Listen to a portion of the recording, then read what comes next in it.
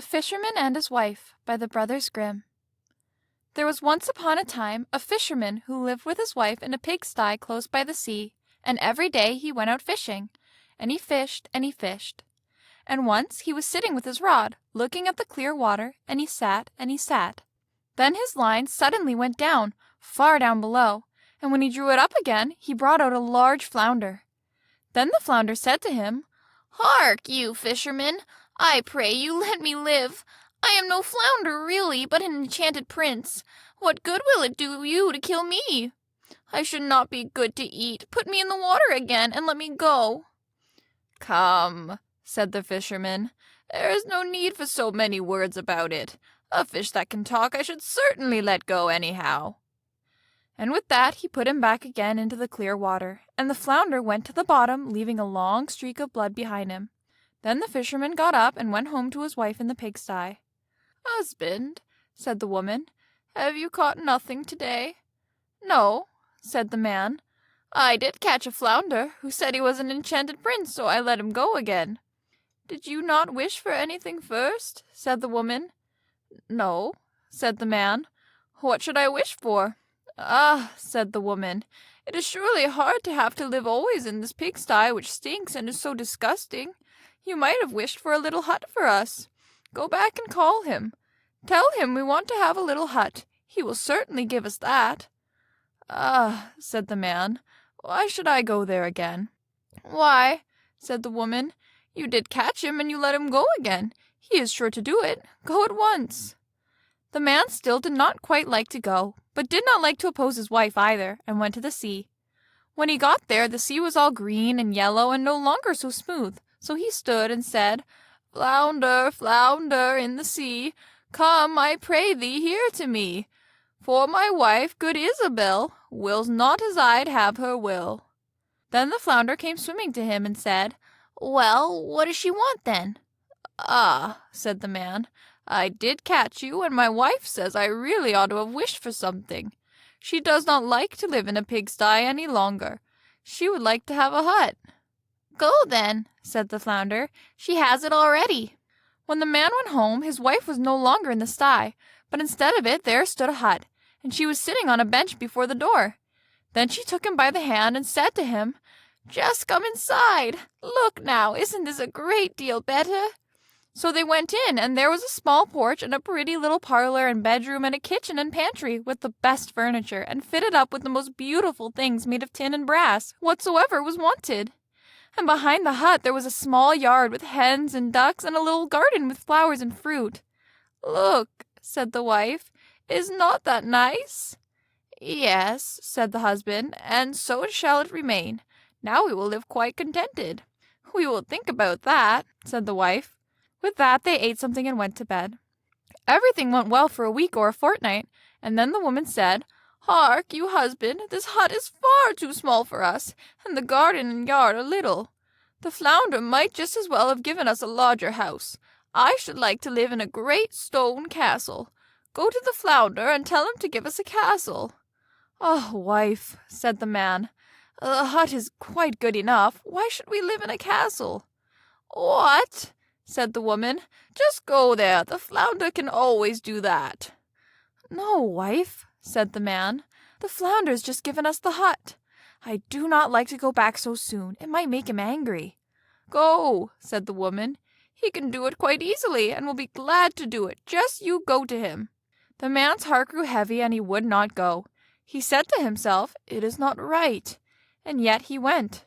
And when he came back to the sea, the water was quite purple and dark blue and gray and thick, and no longer so green and yellow, but it was still quiet.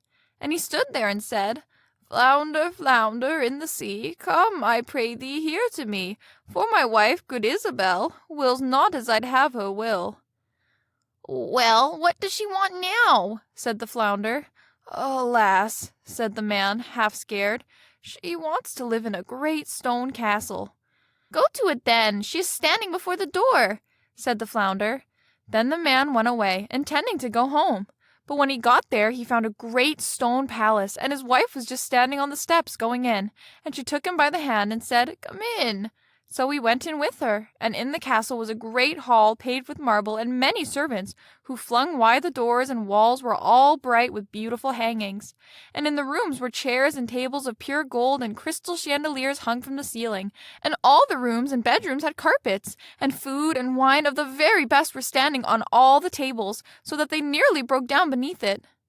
Behind the house, too, there was a great courtyard, with stables for horses and cows, and the very best of carriages.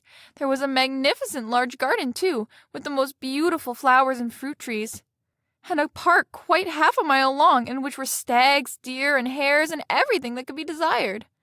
"Come," said the woman, "isn't that beautiful?" "Yes, indeed," said the man. "Now let it be, and we will live in this beautiful castle and be content."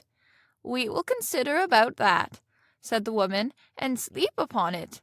Thereupon they went to bed. Next morning the wife awoke first, and it was just daybreak, and from her bed she saw the beautiful country lying before her. Her husband was still stretching himself, so she poked him in the side with her elbow and said, "Get up, husband, and just peep out of the window. Look you, couldn't we be the king over all that land?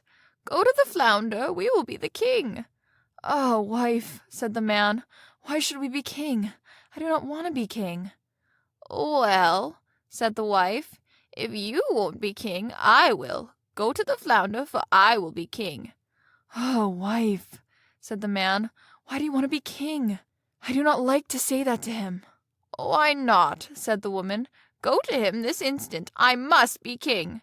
So the man went, and was quite unhappy, because his wife wished to be king. "It is not right, it is not right," thought he. He did not wish to go, but yet he went. And when he came to the sea, it was quite dark gray, and the water heaved up from below and smelt putrid. Then he went and stood by it and said, "Flounder, flounder in the sea, come, I pray thee, here to me, for my wife, good Isabel, wills not as I'd have her will." "Well, what does she want now?" said the flounder. "Alas," said the man, "she wants to be king." "Go to her, she is king already." So the man went, and when he came to the palace, the castle had become much larger, and had a great tower and a magnificent ornaments. And the sentinel was standing before the door, and there were numbers of soldiers with kettle drums and trumpets. And when he went inside the house, everything was of real marble and gold, with velvet covers and great golden tassels. Then the doors of the hall were opened, and there was the court in all its splendor, and his wife was sitting on a high throne of gold and diamonds, with a great crown of gold on her head, and a scepter of pure gold and jewels in her hand. And on both sides of her stood her maids-in-waiting, in a row, each of them always one head shorter than the last. Then he went and stood before her, and said, "Oh, wife, and now you're a king." "Yes," said the woman, "now I am king." So he stood and looked at her, and when he had looked at her thus for some time, he said, "And now that you are king, let all else be. Now we will wish for nothing more." "No, husband," said the woman quite anxiously. "I find time passes very heavily. I can bear it no longer. Go to the flounder. I am king, but I must be emperor too." "Oh, wife, why do you wish to be emperor?" "Husband," said she, "go to the flounder. I will be emperor." "Alas, wife," said the man, "he cannot make you emperor. I may not say that to the fish. There is only one emperor in the land, and Emperor the flounder cannot make you. I assure you he cannot." "What?" said the woman. "I am the king, and you are nothing but my husband. Will you go this moment? Go at once. If he can make a king, he can make an emperor. I will be emperor. Go instantly." So he was forced to go. As the man went, however, he was troubled in mind, and thought to himself, "It will not end well, it will not end well. Emperor is too shameless. The flounder will at last be tired out." When he reached the sea, and the sea was quite black and thick, and began to boil up from below, so that it threw up bubbles, and such a sharp wind blew over that it curdled, and the man was afraid. Then he went and stood by it, and said, "Flounder, flounder in the sea, come, I pray thee, here to me, for my wife, good Isabel, wills not as I'd have her will." "Well, what does she want now?" said the flounder. "Alas, flounder," said he, "my wife wants to be emperor." "Go to her," said the flounder. "She's emperor already." So the man went, and when he got there, the whole palace was made of polished marble with alabaster figures and golden ornaments, and soldiers were marching before the door blowing trumpets and beating cymbals and drums, and in the house barons and counts and dukes were going about as servants. Then they opened the doors to him, which were of pure gold. And when he entered, there sat his wife on a throne, which was made of one piece of gold, and was quite 2 miles high. And she wore a great golden crown that was 3 yards high, and set with diamonds and carbuncles, and in one hand she had the scepter, and in the other the imperial orb. And on both sides of her stood the yeomen of the guard in 2 rows, each being smaller than the one before him, from the biggest giant, who was 2 miles high, to the very smallest dwarf, just as big as my little finger. And before it stood a number of princes and dukes. Then the man went and stood among them and said, "Wife, are you emperor now?" "Yes," said she, "now I am emperor."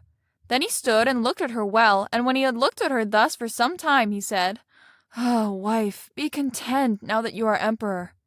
"Husband," she said, "why are you standing there? Now I am emperor, but I will be pope too. Go to the flounder." "Oh, wife," said the man, "what will you not wish for? You cannot be pope. There is but one in Christendom. He cannot make you pope." "Husband," said she, "I will be pope. Go immediately. I must be a pope this very day." "No, wife," said the man. "I do not like to say that to him. That would not do. It is too much. The flounder can't make you pope." "Husband," said she, "what nonsense. If he can make an emperor, he can make a pope. Go to him directly. I am emperor, and you are nothing but my husband. Will you go at once?" Then he was afraid and went, but he was quite faint and shivered and shook, and his knees and legs trembled. And a high wind blew over the land, and the clouds flew, and towards evening all grew dark, and the leaves fell from the trees, and the water rose and roared as if it were boiling, and splashed upon the shore. And in the distance he saw ships which were firing guns in their sore need, pitching and tossing on the waves. And yet in the midst of the sky there was still a small patch of blue, though on every side it was as red as in a heavy storm. So full of despair, he went and stood in much fear, and said, "Flounder, flounder in the sea, come, I pray thee, here to me, for my wife good Isabel wills not as I'd have her will." "Well, what does she want now?" said the flounder. "Alas," said the man, "she wants to be pope." "Go to her then," said the flounder. "She is pope already." So he went, and when he got there, he saw what seemed to be a large church surrounded by palaces. He pushed his way through the crowd. Inside, however, everything was lighted up with thousands and thousands of candles, and his wife was clad in gold, and she was sitting on a much higher throne, and had 3 great golden crowns on, and round about her there was much ecclesiastical splendor. And on both sides of her was a row of candles, the largest of which was as tall as the very tallest tower, down to the very smallest kitchen candle. And all the emperors and kings were on their knees before her, kissing her shoe. "Wife," said the man, and looked attentively at her, "are you now pope?" "Yes," said she, "I am pope." So he stood and looked at her, and it was just as if he was looking at the bright sun. When he had stood looking at her thus for a short time, he said, "Ah, wife, if you are pope, do let well alone." But she looked as stiff as a post, and did not move or show any signs of life. Then said he, "Wife, now that you are pope, be satisfied. You cannot become anything greater now." "I will consider about that," said the woman. Thereupon they both went to bed. But she was not satisfied, and greediness let her have no sleep, for she was continually thinking what there was left for her to be. The man slept well and soundly, for he had run about a great deal during the day. But the woman could not fall asleep at all, and flung herself from one side to the other the whole night through, thinking always what more was left for her to be, but unable to call to mind anything else. At length the sun began to rise, and when the woman saw the red of dawn, she sat up in bed and looked at it. And when, through the window, she saw the sun thus rising, she said, "Cannot I too order the sun and moon to rise?" "Husband," she said, poking him in the ribs with her elbows, "wake up, go to the flounder, for I wish to be even as God is." The man was still half asleep, but he was so horrified that he fell out of bed. He thought he must have heard amiss, and rubbed his eyes, and said, "Wife, what are you saying?" "Husband," said she, "if I cannot order the sun and moon to rise, and have to look on and see the sun and moon rising, I can't bear it. I shall not know what it is to have another happy hour, unless I can make them rise myself." Then she looked at him so terribly that a shudder ran over him, and said, "Go at once. I wish to be like unto God." "Alas, wife," said the man, falling on his knees before her. "The flounder cannot do that. He can make an emperor and a pope. I beseech you, go on as you are and be pope." Then she fell into a rage, and her hair flew wildly about her head. She tore open her bodice, kicked him with her foot, and screamed, "I can't stand it! I can't stand it any longer! Will you go this instant?" Then he put on his trousers and ran away like a madman. But outside a great storm was raging and blowing so hard that he could scarcely keep his feet. Houses and trees toppled over, the mountains trembled, rocks rolled into the sea, the sky was pitch black, and it thundered and lightened, and the sea came in with black waves as high as church towers and mountains, and all with crests of white foam at the top. Then he cried, but could not hear his own words. "Flounder, flounder in the sea, come, I pray thee, here to me, for my wife, good Isabel, wills not as I'd have her will." "Well, what does she want now?" said the flounder. "Alas," said he, she wants to be like unto God." "Go to her, and you will find her back again in the pigsty." And there they are still living to this day.